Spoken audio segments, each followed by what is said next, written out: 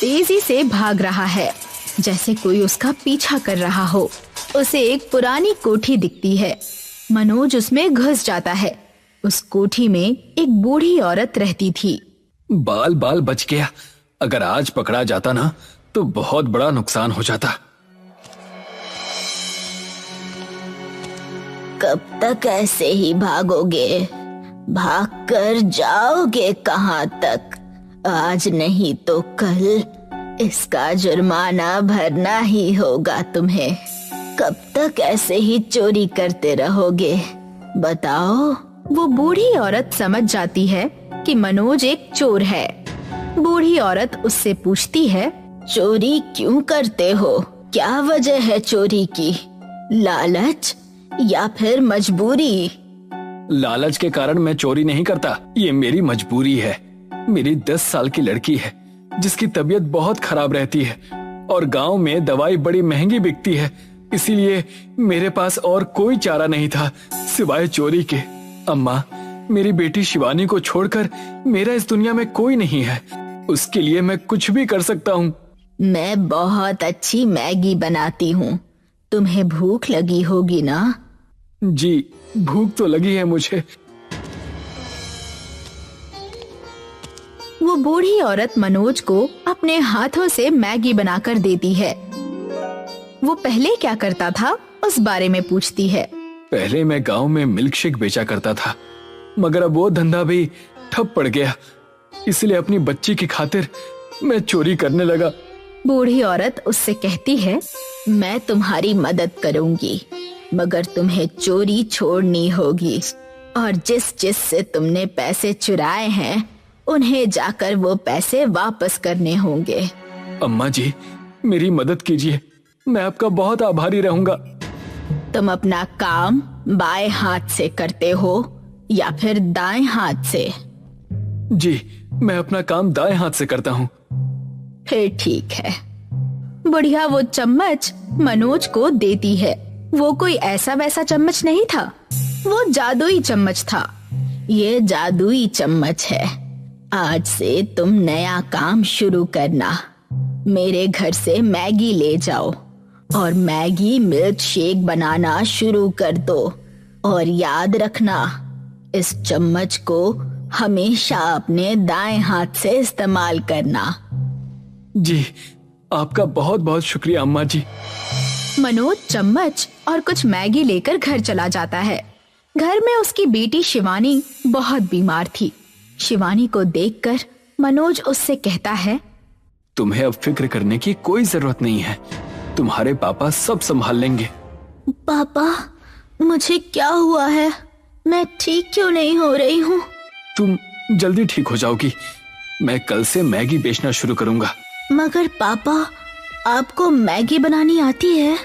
नहीं बेटा, अब वो कल ही जाकर देखना पड़ेगा। एक अच्छी अम्मा ने मुझे मैगी मिल्कशेक बेचने के लिए कहा है, तो कल से मैं मैगी मिल्कशेक बेचना शुरू कर दूंगा। अगली सुबह मनोज अपने ठेले पर पहुंच जाता है और बूढ़ी औरत के दिए गए चम्मच से मैगी को हिलाने लगता है। जब वो मैगी मिल्कशेक बना रहा था, तभी वहाँ से एक व्यक्ति गुजर रहा था। फिर से मिल्कशेक का धंधा शुरू कर दिया। मिल्कशेक तो मगर इस गांव में बिकती नहीं है, तो क्यों फिर से धंधा शुरू कर रहे हो? ये सिर्फ मिल्कशेक नहीं है, ये मैगी मिल्कशेक है। Maggi milkshake? लाओ जरा मैं भी चक्कर देखूं कि तुम कैसी मिल्कशेक बनाकर गांव में बेच रहे हो। हाँ, अभी देता हूँ। मनोज उस व्यक्ति को मैगी मिल्कशेक का एक प्लेट देता है। वो व्यक्ति जैसे ही उसे खाता है, उसके मुंह से पहला शब्द निकलता है, वाह मनोज भाई वाह, ये तो बहुत स्वादिष्ट है। इसे खाकर मानो दिल को सुकून मिल गया। लाओ भाई, एक प्लेट और बना कर दो। जी, अभी देता हूँ। धीरे धीरे करके मनोज की मैगी मिल्कशेक अच्छे से बिकने लगी। मनोज सबके चुराए पैसे भी वापस कर देता है। बस जमींदार के पैसे वापस करने बाकी रह गए थे। मनोज जमींदार के घर जाता है और उससे कहता है, जमींदार साहब, मुझे माफ कर दीजिएगा। मैंने आपके पास से कई दिनों पहले कुछ पैसे चुराए थे। मैं आपको वो पैसे वापस देने आया हूँ और साथ में दुकान की मैगी मिल्कशेक भी लाया हूँ। बताओ, मेरे घर से तुमने पैसे चुराए और मुझे पता भी नहीं चला। मेरे पास पैसे ही इतने हैं, इसीलिए भूल जाता हूँ। मगर तुमने मेरे घर से चोरी की थी, मैं तुम्हें ऐसे तो जाने नहीं दूंगा। उसके 2 गुने पैसे लाकर देने होंगे तुम्हें। जी मैं दुगने पैसे ही लेकर आया हूँ। जिसके घर से मैंने पैसे चुराए थे उन सबको मैं 2 गुने रकम ही दे रहा हूँ, और साथ में अपनी मैगी मिल्कशेक भी। मनोज जमींदार को पैसे वापस दे देता है। जमींदार आश्चर्य में पड़ जाता है कि ये मनोज के पास इतने पैसे आए कैसे कि ये सबको चुराई हुई रकम का दुगना वापस कर रहा है। जमींदार अपने चेले गुल्लू को बुलाता है। ए गुल्लू, ये गांव का चोर मनोज अचानक से इतना अमीर कैसे हो गया? आखिर किसके घर इतना बड़ा डाका डाला है इसने? डाका नहीं, धंधा खोला है मनोज ने मैगी मिल्कशेक का, जो पूरे गांव में प्रसिद्ध हो गया है। मैंने सुना है कि उसकी मैगी मिल्कशेक को खाते ही दिल में अलग ही सुकून मिलता है। अच्छा, जरा मैं भी तो चख कर देखूं इस मैगी मिल्कशेक को। जमींदार मैगी मिल्कशेक को चख कर देखता है। वाह, कितना स्वादिष्ट है ये मैगी मिल्कशेक। अब समझ में आया कि क्यों उस मनोज के पास इतने पैसे आ गए हैं। मालिक, तो फिर क्या सोच रहे हैं आप? कोई ना कोई तो राज जरूर होगा जो वो इतनी स्वादिष्ट मैगी मिल्कशेक बना रहा है। जाओ गुल्लू, जरा देख कर आओ क्या माजरा है। गुल्लू अगले दिन मनोज की दुकान पर जाता है, ये देखने कि वो मैगी मिल्कशेक को किस तरह से बनाता है। पहुंचते ही वो मनोज से कहता है, अरे मनोज, लाओ भाई, मुझे भी 1 प्लेट मैगी मिल्कशेक देना। हाँ गुल्लू, अभी देता हूँ। मनोज गुल्लू को 1 प्लेट मैगी मिल्कशेक देता है। मिल्कशेक खाते खाते गुल्लू मनोज से सवाल पूछता है। अरे मनोज भाई, एक बात बताओ, तुम इतनी स्वादिष्ट जो मैगी मिल्कशेक बनाते हो, उसका राज क्या है भाई? उसका राज ये चम्मच है, ये जादुई चम्मच है। उस कढ़ाई का खाना बहुत ही स्वादिष्ट हो जाता है। क्या है ऐसा इस चम्मच में? मनोज गुल्लू को अपनी बेटी से लेकर उस बूढ़ी औरत तक की सारी कहानी बता देता है, और गुल्लू सारी बातें सुनकर जाकर जमींदार को बता देता है। तो ये माजरा है गुल्लू, मुझे वो चम्मच चाहिए। मैं खुद का मैगी मिल्कशेक का व्यापार शुरू करना चाहता हूँ। तो मालिक, अब आगे क्या सोचा है? हम उसके दुकान पर जाकर उसके उस चम्मच को चुरा लेंगे। चोर के घर से चोरी? मालिक, आप तो बड़े चोर निकले। चुप रहो और रात होते ही मेरे साथ चलना। रात होते ही जमींदार और गुल्लू दोनों मिलकर मनोज की दुकान में घुस जाते हैं और उस चम्मच को ढूंढने लगते हैं। फिर तभी गुल्लू को वो चम्मच दिखाई देती है। मालिक, देखिए, वो जादुई चम्मच यहाँ पर रखा हुआ है। तो देख क्या रहा है बुद्धू, उठा कर लेकर आ। अगली सुबह जब मनोज अपनी दुकान पर आता है तो वो देखता है कि वहाँ पर उसका चम्मच नहीं रखा होता है। वो हर जगह अपने चम्मच को ढूंढता है, मगर उसे वो चम्मच कहीं दिखाई नहीं देता। आज पहली बार था जब उसकी बेटी उसके साथ दुकान तक चल कर आई थी। बेटी, मैंने यहीं पर वो चम्मच रखी थी, मगर मुझे वो चम्मच कहीं नजर नहीं आ रही है। कोई बात नहीं पिताजी, अब मैं ठीक हो चुकी हूँ पूरी तरह। आज से हम दोनों साथ मिलकर खूब मेहनत करके पैसे कमाएंगे। ईश्वर ने दिया, ईश्वर ने लिया, ईश्वर की ही महिमा होगी। और दूसरी ओर जमींदार और गुल्लू दोनों मिलकर खुद की मैगी मिल्कशेक की दुकान खोलते हैं। मगर एक बात इनमें अलग थी, जमींदार और गुल्लू दोनों ही बाएं हाथ से अपना काम किया करते थे। बुढ़िया ने चम्मच देते समय मनोज से कहा था, अच्छा है तुम दाएं हाथ से काम करते हो, क्योंकि अगर बाएं हाथ से काम करते तो ये चम्मच उल्टा काम करता। एक औरत वहाँ से गुजरती है और जमींदार की मैगी मिल्कशेक को देखकर वहाँ पर रुक जाती है। अरे जमींदार साहब, आपने भी मैगी मिल्कशेक बेचना शुरू कर दिया? जी हाँ, पूरे गांव में सबसे अच्छा मैगी मिल्कशेक मैं ही बनाता हूँ, उस मनोज से भी अच्छा। अगर ऐसा है तो मुझे भी खिलाइए ना ये मैगी मिल्क शेक। जी अभी खिलाता हूँ। ए गुल्लू, एक प्लेट गर्मा गर्म मैगी मिल्क शेक दे इन्हें। जी मालिक। गुल्लू एक प्लेट मैगी मिल्क शेक निकाल कर ग्राहक को दे देता है। दिखने में तो बड़ा ही स्वादिष्ट लग रहा है। जैसे ही वो औरत एक चम्मच उस मैगी मिल्क शेक का निवाला खाती है, वैसे ही उसके पेट में दर्द होने लगता है। छी, ये क्या खिला दिया मुझे? इतना गंदा मैंने पहले कभी अपनी जिंदगी में कुछ नहीं खाया। आप जमींदार होकर अपने ग्राहकों को इतना गंदा खाना खिलाते हो। अरे गुल्लू, जरा मुझे चखने के लिए देना। उसे खाते ही वो गुल्लू से कहता है, छी गुल्लू, तुमने बनाने के बाद इसे चखा नहीं था क्या? जब ये सब हो रहा था तभी वहाँ पर प्रधान और मनोज आ जाते हैं और जमींदार से कहते हैं, जमींदार, जिस चम्मच को तुम इस्तेमाल कर रहे हो वो चम्मच मनोज का है, उसे वो चम्मच वापस कर दो। नहीं प्रधान जी, आपको तो पता है कि ये मनोज चोरी किया करता था। इसने ये चम्मच भी मुझसे चुरा लिया था। मैंने बस मेरा सामान वापस लिया है। झूठ, साफ साफ झूठ, क्योंकि ये चम्मच मेरे पूर्वजों का है जिसे मेरी माता जी ने मनोज को दिया था। वो बूढ़ी औरत प्रधान जी की माँ थी और रात के समय प्रधान जी गांव के काम से लेट घर जा रहे थे। तभी उन्होंने जमींदार और गुल्लू को मनोज की दुकान से बाहर जाते हुए देखा। मैंने कुछ नहीं किया प्रधान जी, मैंने तो सब कुछ जमींदार जी के कहने पर किया था। मुझे माफ कर दीजिए प्रधान जी।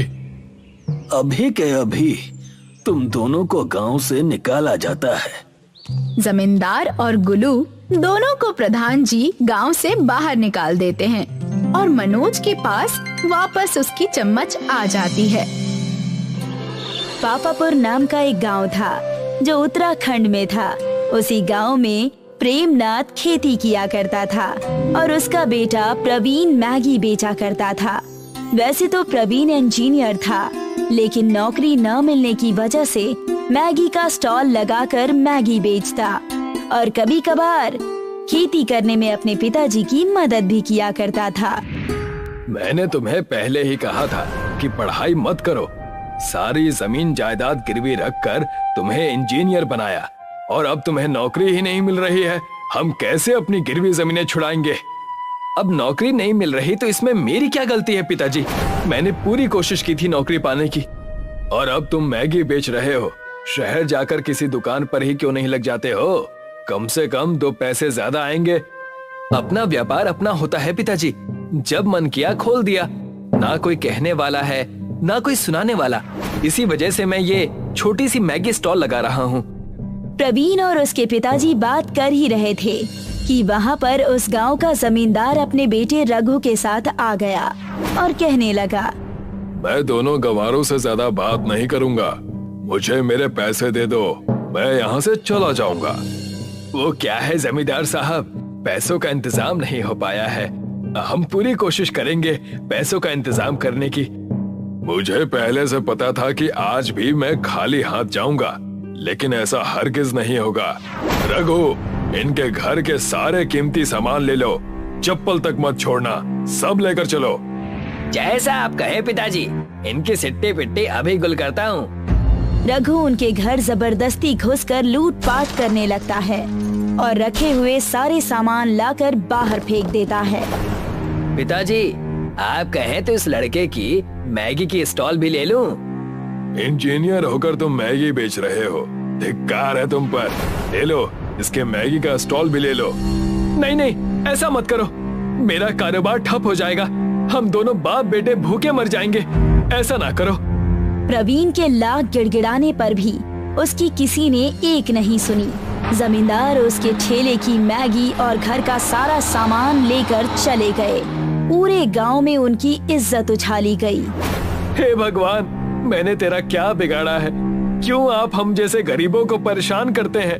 पढ़ने के लिए पैसे नहीं थे, जमीन गिरवी रख दी। सोचा था कि नौकरी मिलते ही सारे पैसे लौटा दूंगा, लेकिन आपने वो भी मुझसे छीन लिया।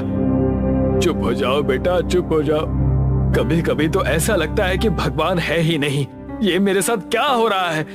प्रवीण गुस्से से एक पत्थर उठाता है और आसमान की तरफ उछाल देता है और वो पत्थर उसके गांव के पास वाले जंगल में जा गिरता है और एक पेड़ पर रखे हुए मटके से टकरा जाता है, जिससे मटका फूट जाता है और उसमें से एक आत्मा निकलती है। कई सालों बाद मैं आजाद हो गया, लगभग 300 सालों बाद। लेकिन इस जंगल में तो कोई आता नहीं। तब ये मटका किसने फोड़ा? मैं जल्दी से यहाँ से भाग जाता हूँ, वरना वो तपस्वी मुझे फिर से कैद कर लेगा। दूसरी तरफ प्रवीण उसी जंगल में लकड़ियाँ काटने जा रहा था। तब उस आत्मा ने प्रवीण को लकड़ी काटते हुए देखा। इतना कहकर वो आत्मा प्रवीण के पास जाता है और कहता है, हो ना हो, इसी आदमी ने मुझे मुक्त किया है, क्योंकि उस तपस्वी ने कहा था जो भी मुझे मुक्त करेगा मैं केवल उसे ही देख पाऊंगा और वो सिर्फ मुझे ही देख पाएगा। वो आत्मा प्रवीण के पास जाता है और कहता है, नमस्ते भाई साहब। उस आत्मा की आवाज सुनकर प्रवीण बहुत डर जाता है और जमीन पर गिर जाता है। कौन हो तुम और हवा में उड़ कैसे रहे हो? मुझसे क्या चाहते हो? अरे तुम घबराओ नहीं, तुमने मुझे आजाद किया है, मैं तुम्हें हानि नहीं पहुंचाऊंगा। मैंने तुम्हें कब आजाद किया? तुम कुछ भी कह रहे हो। इस जंगल में मैं पिछले 300 सालों से कैद हूँ। मैं जिस मटके में कैद था, उस मटके पर तुमने एक पत्थर मारा, जिस वजह से मैं आजाद हो गया। हाँ, तब मैं गुस्से में था। चलो जाओ, मुझे मेरा काम करने दो। तुम मुझे सारी बातें बता सकते हो, मैं तुम्हारी 2 विनती पूरी कर सकता हूँ। क्या सच? तो सुनो। प्रवीण ने उस आत्मा को अपनी सारी कहानी बताई। इंजीनियर से लेकर जमींदार के लूटपाट करने तक सारी सच्चाई सुनकर उस आत्मा ने कहा, जब मैं इंसान हुआ करता था तब इतने बुरे दिन नहीं थे जितने कि अब हैं। अच्छा हुआ उस तपस्वी ने मुझे कैद कर लिया, वरना ये सब दिन देखने पड़ते। तुम इसका कोई उपाय बताओ, अपना अलग ही रोना रो रहे हो तुम तो। अच्छा तो सुनो, मैं तुम्हें एक वरदान देता हूँ। तुम अब से जो भी खेती करोगे वो तुम्हारे कारोबार की खेती होगी। यानी मैगी की खेती? क्या बकवास कर रहे हो? तुम्हें ये ढोंग लगता है तो तुम एक काम करो, इस जमीन पर पत्थर गाड़ कर उस पे पानी डालकर देखो। प्रवीण ने ठीक वैसा ही किया। उसी वक्त प्रवीण ने उस पत्थर को जमीन में गाड़ दिया और उस पर पानी डाला तो उसमें से एक पेड़ निकला जिस पर मैगी लगे हुए थे, जिसे देखकर वो दंग रह गया। ये तो सच में मैगी की खेती हो गई। मैंने कहा था ना तुम्हें। दूसरा वरदान ये है कि जिसने भी तुम्हें हानि पहुंचाई है वो खुद गिड़गिड़ाकर तुमसे माफी मांगेगा पूरी सभा के सामने, लेकिन तुम्हें उसे मैगी खिलानी होगी। उसके बाद ही ये मुमकिन है। मेरे 2 वरदान तुम्हारे लिए खत्म हो गए। अब मैं चलता हूँ। शुक्रिया दोस्त, मुझे आजाद करने के लिए। इतना कहकर वो आत्मा वहाँ से उड़ गया और प्रवीण को 2 वरदान देकर चला गया। और उसके बाद प्रवीण अपने बचे हुए जमीन पर कुदाल चलाने लगा और जैसे ही उस पर पानी डाला, सब जगह मैगी के पेड़ उगने लगे। बेटा, तुमने ये सब कैसे कर लिया? इतनी सारी मैगी की फसलें कैसे हो गईं? मैगी उपजाऊ कैसे हो सकती है भला? अब से हमारे अच्छे दिन आने शुरू हो गए। आप देखते जाइए, उस जमींदार की अकल मैं कैसे ठिकाने लगाता हूँ। प्रवीण ने उस जमींदार को अपने घर पर मैगी का आमंत्रण दिया और एक चिट्ठी लिखकर उसके घर भेज दी। अगर आप में हिम्मत है तो हमारे घर अपने बच्चे के साथ आइए और पैसे लेकर जाइए। उस 2 कौड़ी के लड़के की इतनी हिम्मत, वो मुझे इस तरह से चिट्ठी भेज रहा है, उसकी तो खैर नहीं। जमींदार गुस्से से वहाँ से चला जाता है और जैसे ही वो प्रवीण और प्रेमनाथ के घर के पास पहुँचता है, उसे मैगी की बहुत अच्छी खुशबू आ रही होती है। इतनी अच्छी सुगंध, इस लड़के के हाथ की मैगी सब खाते हैं। एक बार मैं भी खाकर देखता हूँ। पैसे की बात बाद में कर लूंगा। जैसे ही जमींदार प्रवीण की बनाई हुई मैगी को खाता है, उस आत्मा का दिया हुआ वरदान सच हो जाता है। जमींदार का सिर चकराने लगता है और वो कहता है, मुझे माफ करना प्रवीण। पैसों के लालच में मैं अंधा हो गया था, लेकिन अब मैं तुमसे पूरे गांव के सामने माफी मांगूंगा। बदले में तुम पूरे गांव को मैगी की दावत दे देना।